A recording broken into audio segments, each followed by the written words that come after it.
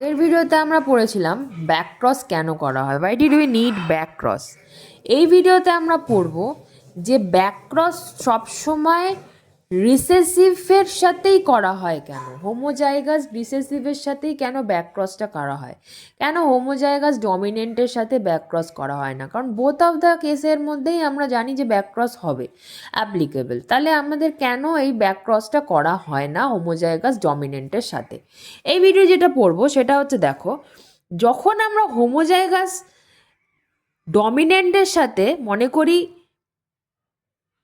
হেটেরোজাইগাসের cross করাবো, ঠিক আছে, মনে করি যে প্রোডাক্টটা হয়েছে সেটা হচ্ছে হেটেরোজাইগাস, তখন কি হবে, এখান থেকে একটা গ্যামেট তৈরি হবে, এখান থেকে দুটো গ্যামেট তৈরি হবে, এটা এটার সাথে ফিউজ করবে, এটা এটার সাথে করবে, অলটল, ভালো কথা, এখানে অলটল তৈরি হলো, ঠিক আছে।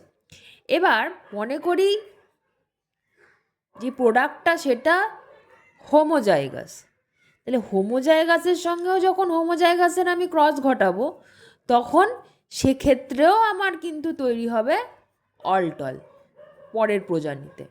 তাহলে যখন আমার দুটো প্রজনীতেই অলটল তৈরি হবে তখন আমি বুঝতে পারবো না, মানে দুটো ক্রসেই আমার যখন অলটল তৈরি হবে তখন আমি বুঝতে পারবো না যে আমার কি আছে, এটা হোমোজাইগাস না হেটেরোজাইগাস।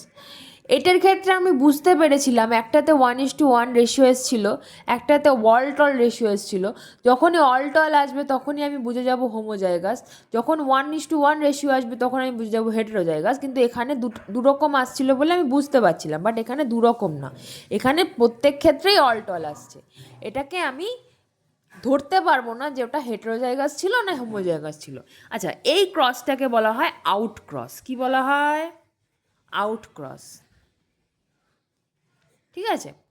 আমাদের ডমিনেন্ট, আমাদের কোনো রকম যদি টল প্রোডাক্ট বা ডমিনেন্ট প্রোডাক্ট যদি আমাদের লাগে তখন সেই ক্ষেত্রে আমাদের কি করা হয়, আউটক্রসটা করা হয়, ঠিক আছে। ভালো লাগলে তাহলে আমার চ্যানেলটাকে সাবস্ক্রাইব করে দিও। Thank you.